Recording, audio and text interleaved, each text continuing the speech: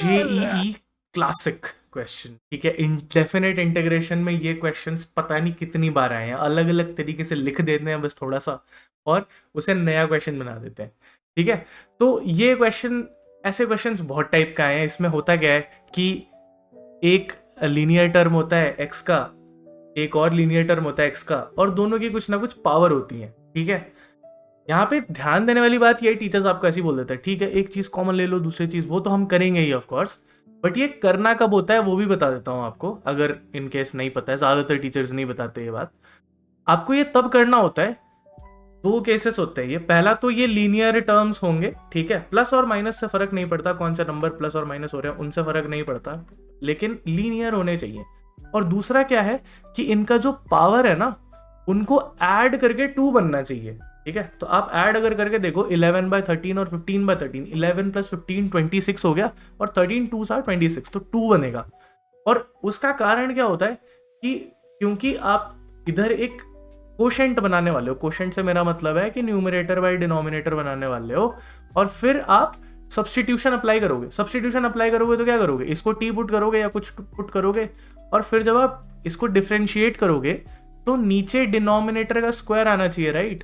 तो ये जो स्क्वायर है ना, ये बनना चाहिए यहाँ पे, तभी जाके आप सब्सटीट्यूट करोगे। सब्सटीट्यूशन का, बाय द वे, आपने अगर वीडियो नहीं देखा है, मैंने वो वीडियो बना रखा है जिसमें मैंने सारे के सारे इंडेफिनेट इंटीग्रेशन के जो भी इंपॉर्टेंट कॉन्सेप्ट्स हैं, मतलब कुछ कुछ टेक्निक्स ढूंढने जाओगे तो टेक्निक्स तो कभी खत्म ही नहीं होगी इंडेफिनेट इंटीग्रल की, लेकिन कुछ जो बहुत इंपॉर्टेंट है एटलीस्ट उतना तो आना ही चाहिए, अगर आपको लाइक एक चांस भी रखना है अपना कि आप इंडेफिनेट इंटीग्रेशन का क्वेश्चन करोगे जेई में।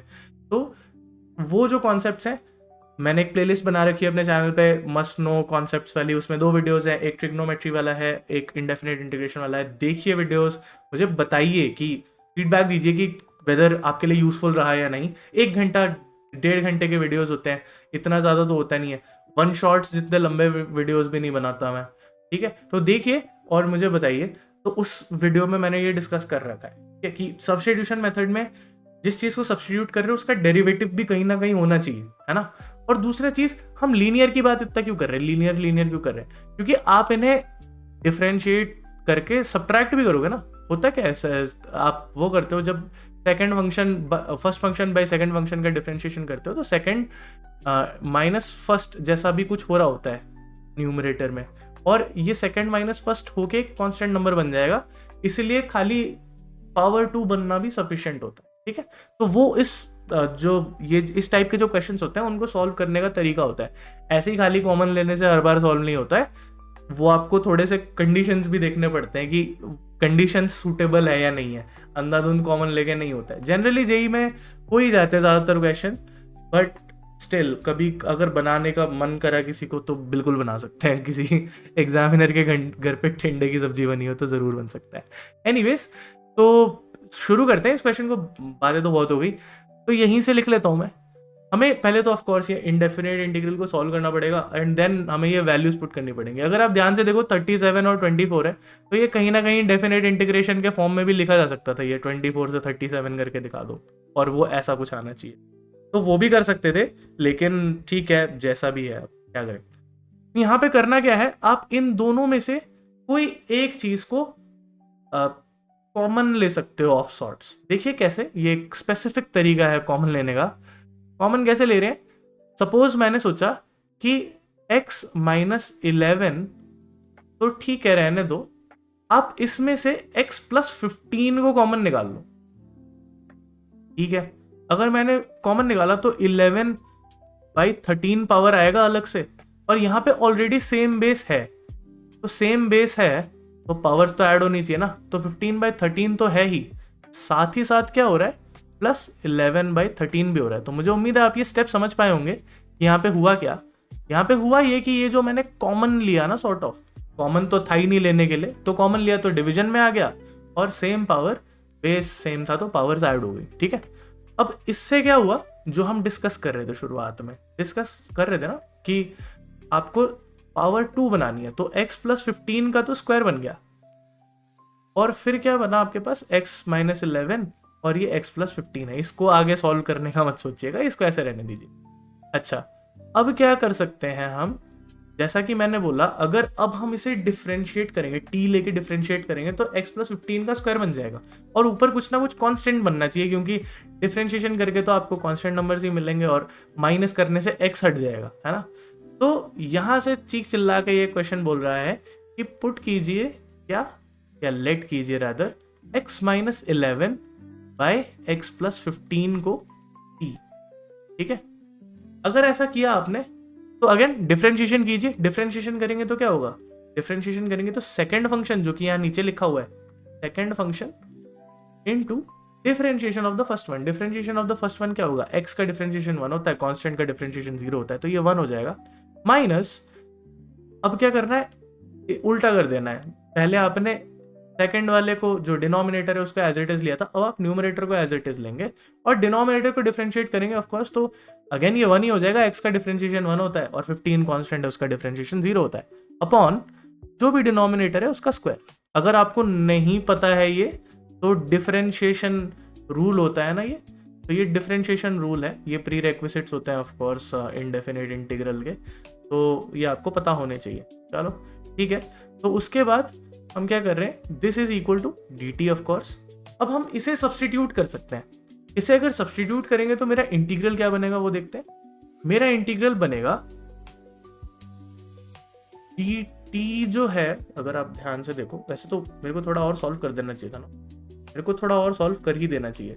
अगर मैं इसे सॉल्व करूं, ध्यान देना, x और माइनस एक्स तो होंगे कैंसिल, ठीक है, और 15 माइनस ऑफ माइनस प्लस हो जाएगा 11, 15 प्लस 11 होता है, हमने अभी थोड़ी देर पहले बात करी थी 26, ठीक है, तो ये तो हो जाएगा 26 बाय ऐसा कुछ हो जाएगा 26 dx अपॉन x प्लस 15 का होल स्क्वायर, ठीक है। बट मेरे ओरिजिनल एक्सप्रेशन में ये 26 तो है ही नहीं, है ना, 26 तो है नहीं, तो या तो आप इधर 26 को मल्टीप्लाई और डिवाइड करके बना लो, या फिर आप इस 26 को इधर डिवीजन में ले जाओ। तो इधर अगर डिवीजन में ले गए तो ये हो गया 26, और वहां से हटा देना आप, तो यहाँ से अगर हटा दूं मैं, सेकंड थोड़ा सा छोटा इरेजर यूज कर लेता हूँ, हाँ, तो यहाँ से अगर हटा दिया मैंने तो ये हो गया dx, ठीक है। अब ये एक्सप्रेशन मेरे पास है, ये एक्सप्रेशन अगर देखें आप तो ये एक्सप्रेशन इधर है मेरे पास, ये वाला एक्सप्रेशन, ठीक है। तो अब मेरा सब्स्टिट्यूशन रेडी है करने के लिए, मैंने रेडी कर दिया। तो अब क्या होगा, नेक्स्ट स्लाइड पे चल लेते हैं। तो यहाँ पे होगा पहले तो dt आएगा, जो x प्लस 15 था उसको मैंने हटा दिया स्क्वायर को, और dt बाई 26 था, ध्यान रखना, तो 26 तो कांस्टेंट है तो 1 बाई 26 बाहर ही ले लेता हूँ मैं। और फिर क्या आएगा, फिर हमारे पास आएगा ये जो चीज़ था, हमने इसको t लिया था राइट, हम वैसे तो t टू द पावर भी कुछ ले सकते थे, बट ठीक है t ही ले लिया तो कोई, तो ये अभी के लिए t का पावर 11 बाई 13 है। अब ये तो काफी सिंपल है सॉल्व करना राइट, ये तो 1 बाई 26 हो गया, देन t का पावर 11 बाई 13, तो माइनस 11 बाई 13 लेके सॉल्व करेंगे आप, तो इसको सॉल्व करके क्या आएगा, ये माइनस 11 बाई 13 आएगा, प्लस 1 है of course, upon minus 11 by 13 plus 1, ठीक है, यही फॉर्मूला होता है राइट। अगेन ये लिख के दिखा रहा हूँ, इतना तो लिखना भी नहीं होता है, प्लस कांस्टेंट है जो आपका c, कांस्टेंट ऑफ इंटीग्रेशन, ठीक है।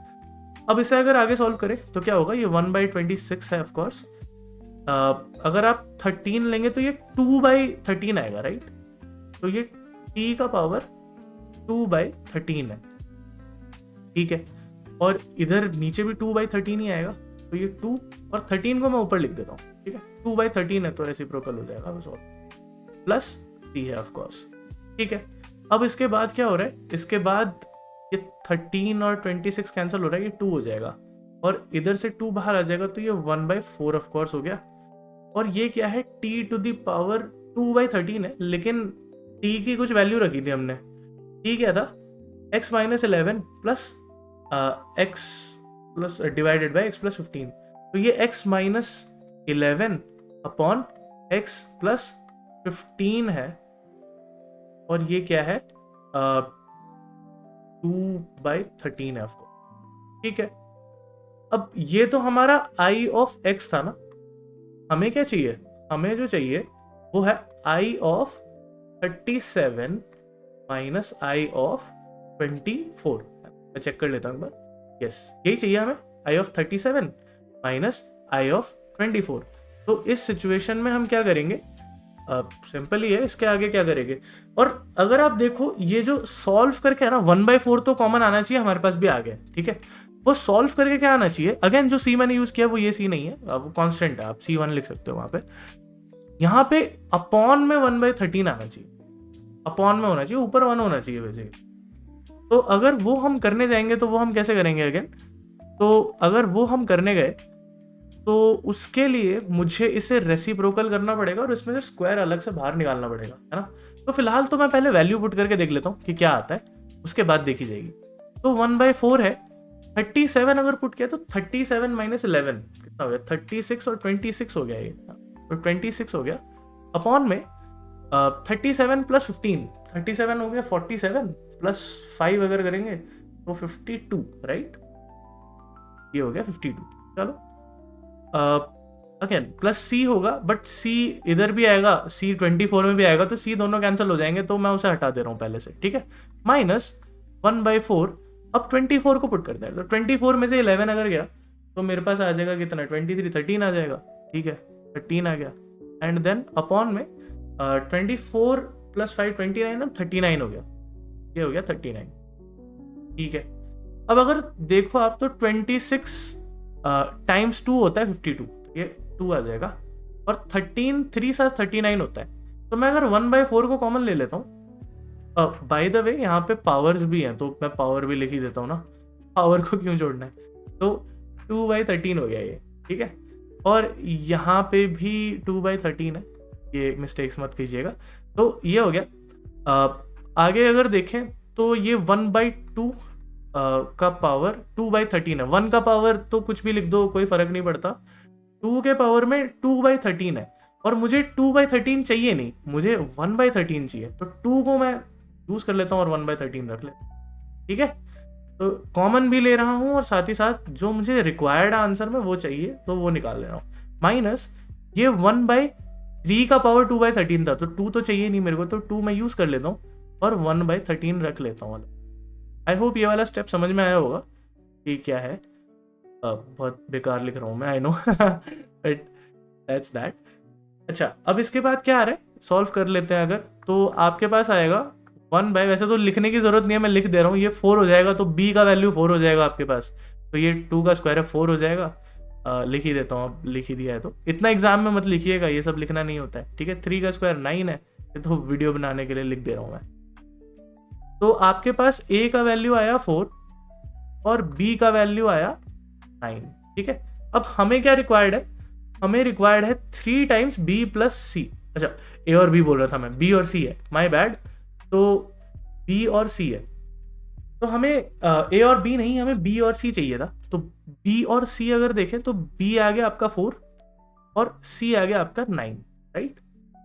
अब हमें चाहिए था 3b प्लस c, अगर 3b प्लस सी की बात करी जाए तो 4 + 9 है, एंड देन आप कर रहे हो इसको 3 से मल्टीप्लाई, 4 + 9 13 है, एंड 13 × 3 39 है। ये ऑप्शन में है क्या, ऑप्शन में है, ये ऑप्शन नंबर बी है, तो ये आपका करेक्ट आंसर हो गया, ठीक है।